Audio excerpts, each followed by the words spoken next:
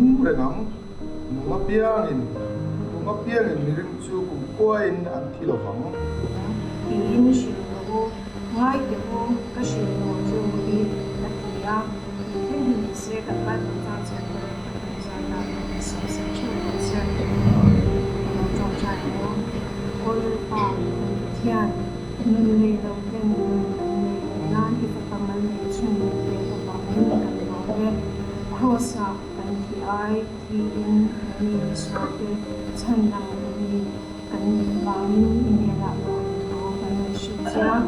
lấy qua cần yêu cần tập sa cần thở cần lấy qua tu kiến gì là lai mu na te ít thu te ngai tha a nang ma phak le ai tai a hun hoi hang tu te ko anin quan se te te ni pa so se che hin zong zong ni se i pa pa ta ni so krista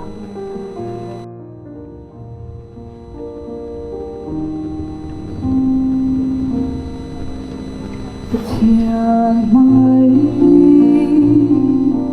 naro poesia thu lê ai ashir se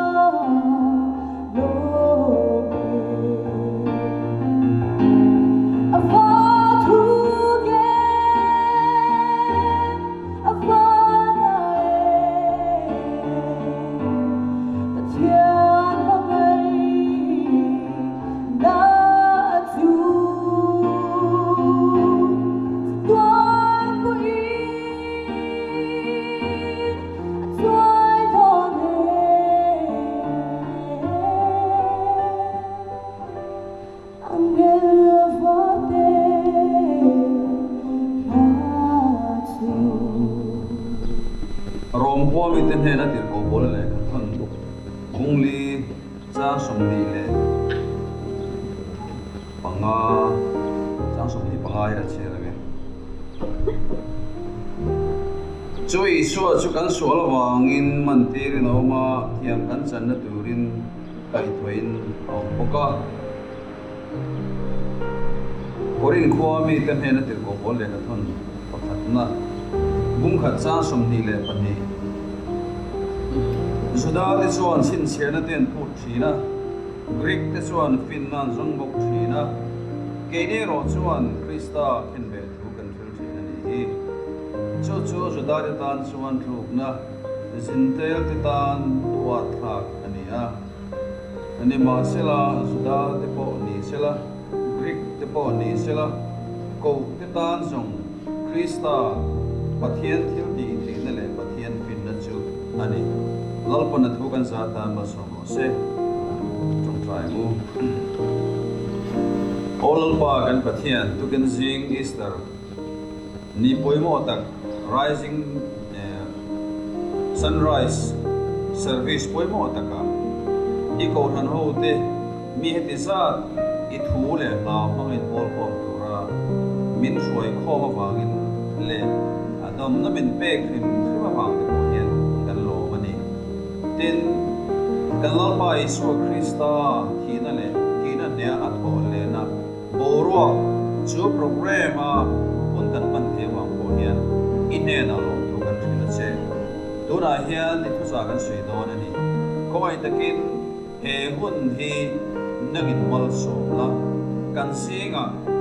lali Isu Krista joy mo yan che Isu Krista mi kan ti la che amen tu kan sing hi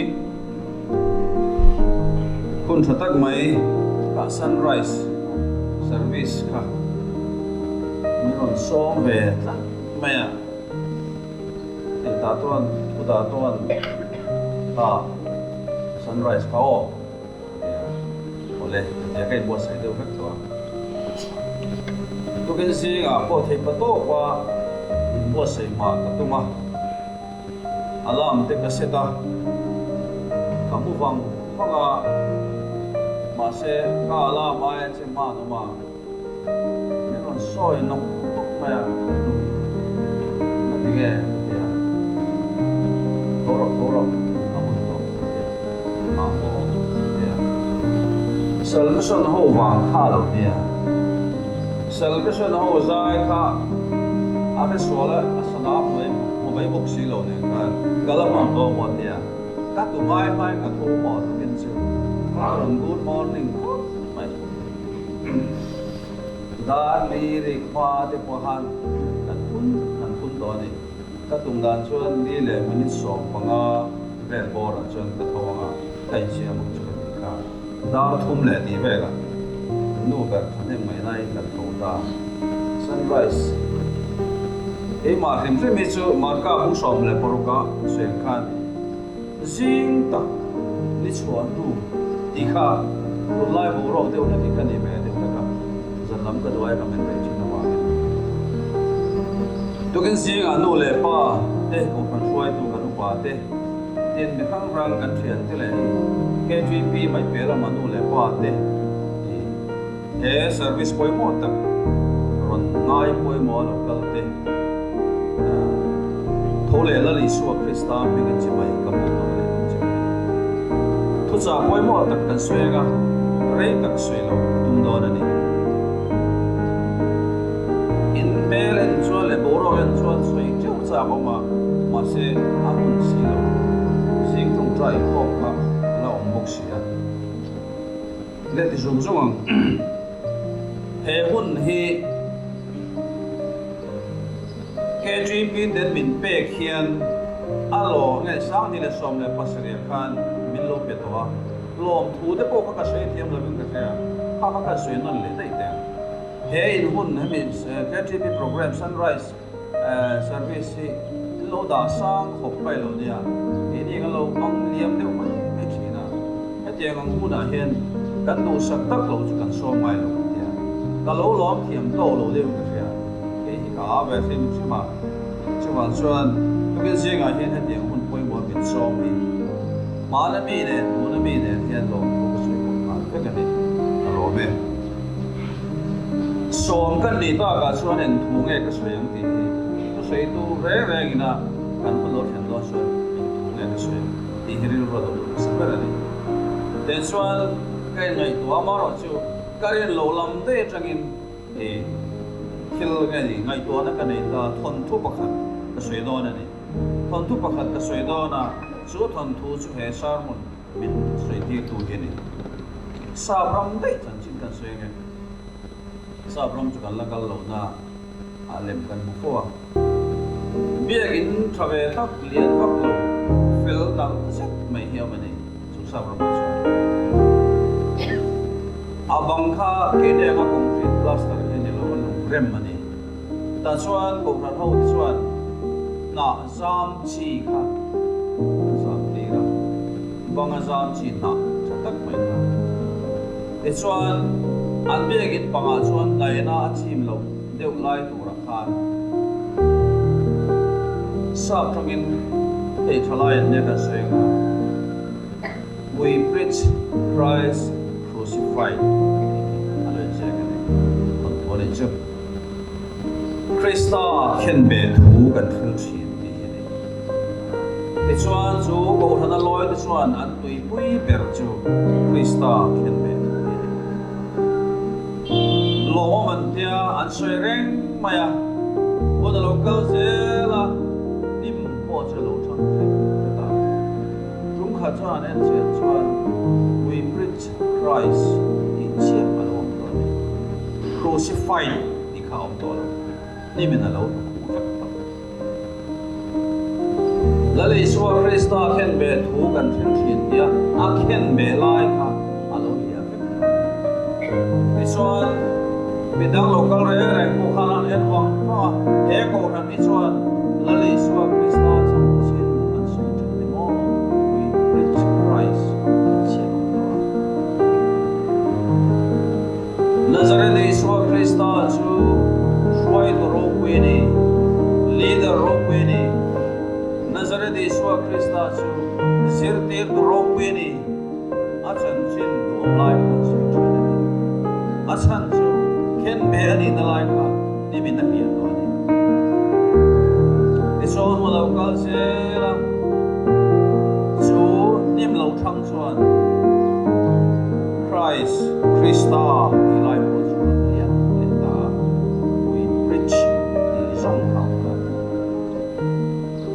Ta chuan ko han ho poi na an thu cha don son chin ber chu Krista chan chin ni to lovin an ma ni du zo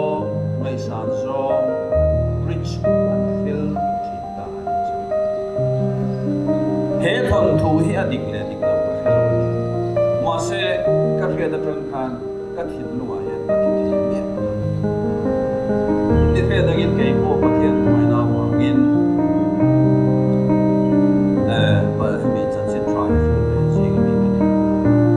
crusade le camping amik takin crusade kan ni hian ka sarmon hi ka le mong china Krista khen be tu lo hi ka sei nimin ring tu non tha te po hian thla lu ni amai ro su voina hian kan heti na chan bul thu tak hi Krista khen be athi na te phu ma te a tho le na chan chin hi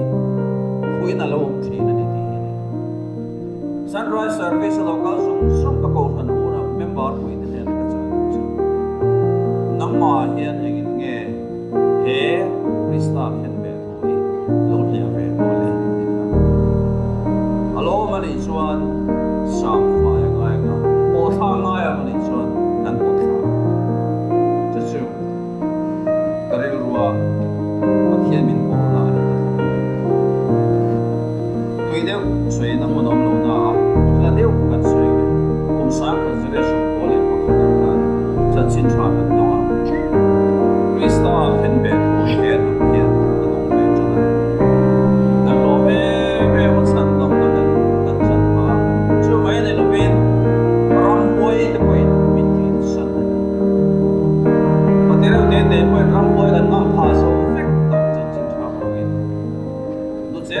point mani na nom ngam pa poison na karawin mizo pate alo to ni sang za kwa le poroka pechuan revival in min noita atoi zong in mezo revival kanti voi riat vel thing to ni kan ramaya sang za kwa som le pakwa lo thing pechuan no te som vel la ni te chuan sang ni le som le panga thing khan ka chiar chin ni ya chu te gi na ron ken re nga chuan Krista chan chin Krista khen be tu hi revival hian min chok thin ani ni ma se ma khop mai so revival na ken chan chin thana ron ken mal som na ma som na le thiam na ti chuan a lo zam lia ve tial thiala voin ne a chuan Krista khen be tu ai chuan ke ma ni ngai poi mo som ka le ro pe chuan Rorel to te pung song ni le pakhat sam to per kha so no na chale Rorel to te pung to per chong lai chuan Israel te singa dal reng adom lova mitinin mani thati zong in an ti atile kung sa ka sa kwa somre le pali hat ka mit pe mo tu sing mi kan ve pana sang ni som le panga sang sa kwa som kwa na te sang ni som le panga te po ka chim ve a ma ro chu voi ne ro chen kha teng bo ru ka kan nei ta lo wa ke nge po be ding te la ka chua pathian thu cha sei tu ra kai sei hian Krista khen be thu lo hi ka lo thang chin ti ke po le ani la long te sei la với là xuân mà ní ngày cuối mùa gió mi chọc thấu thầy min tiền lim thầy thủ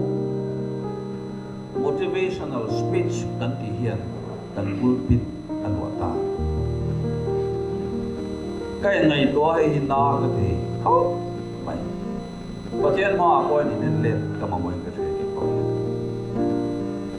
Dogen zinga thina ne thole la ni so Krista chan chin ni engin nge ya inona ha kanuna ya ka program a hian ka sermon selection a hian he thu hi lang sa ko sa ni ke repeated min so na hian e ma ko ko sa na ni post modern wall a kanum to tep kan tel ni ka modern wall modern anti chu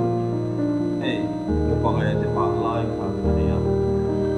pangai te pang lai sa rom kal bo ro lai me ni khai mi sama ke ve mi som to sama ke ve no la ho mo ni ve he ko sa kun jon he ko sa kun de ve mai ti chuan ora ko thui da na en ki mai kha ani den ko chi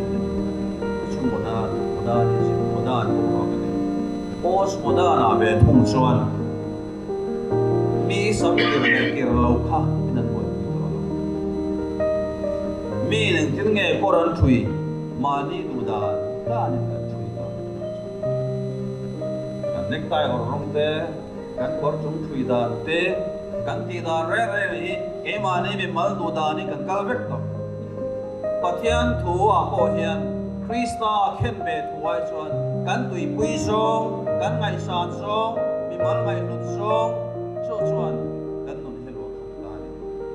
ko voi tu kin se ga hian ke sunrise service por mo ta hian kan non a hian Krista khen be tu fil non le hemia wa amal so ma kan ton zo zai te hian zam lia to su se chan chin try na ron ken mal so ma ta tak ei mi zo ron te kin ta ka mai la ko vela nam van nei jing mi kan ni nam ro pui chu kan ni lo nam van nei kan ni nam van ne min siam tu Krista chan chin try I buang an le chumi ta chuan kam hi khat lekin point pani khat lek ka soi do ni ani leng wangin nge Krista khen be thu a pui mo ko hanin ha na ram in ha na lung phum le pan pui mo ni in kan sa tu lai saka chuan ban hian da lai pui ma to ni he po he ka ko ni den zom le hisapin tia ma se zom le thei bak to engineer na rim sang ro ni ban lamin alo ji to lo dio dio me chong pa chu pa da hian pa chu kan ti le thei kha mai thei chu chau chu bali panga zom tu mai la abani na su cả chuyện ba chuẩn bìm hình ai quay máu của các bìm tiếp đấy mày à phần cái lời bìm sáng miệng các cái chuẩn câu ra nô hiện gắn bần gắn in hà na Krista khen về thủ hi ai quay máu and rejection là chuẩn à thi đón han he ram he nam lung phum chu và Bible hiện nay Krista chân chính hiện tikhan all hi korean ti voice sen pakhet awang lai champion akal ka pia na champion chuan Krista khen be thu hi kanin na na ne ti pakhan le chuan Krista khen be thu hi ko than ho ta ne na ni to ben sing a hen khalam hoi ka ri ru wa chuan a hian khom maya ma selling tu lawa Krista khen be thu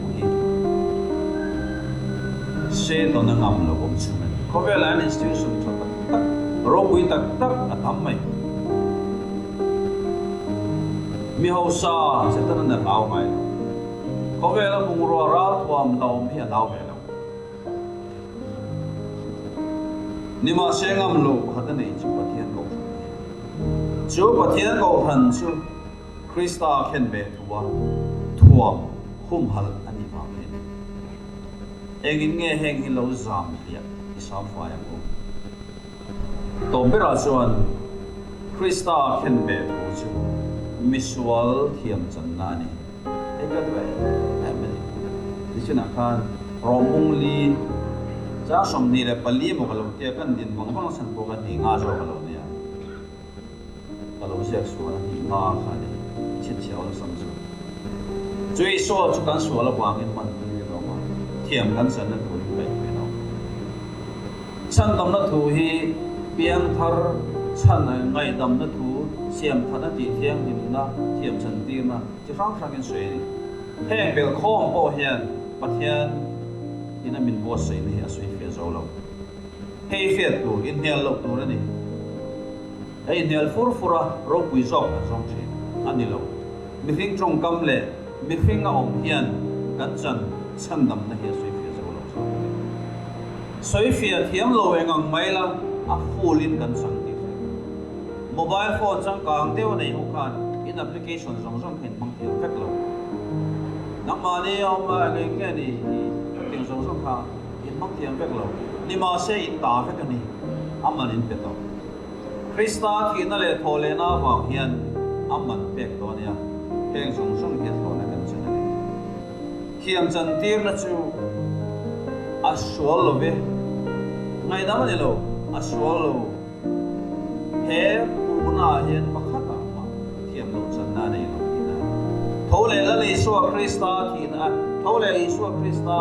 ni na hi kan ni na min pe ka wangin tu kan singa hian van ro rel na thut pa ma thiam chang kan ni e mani ta kai tu som noi deuh kan ni visual mi fellow kan ni ima se Krista thole na thut ti the na wangin ngai dam kan ni mai lo wa thiam chang kan ni tu kan singa hian ni shano na ko lalpa na tu kan za ta ma som se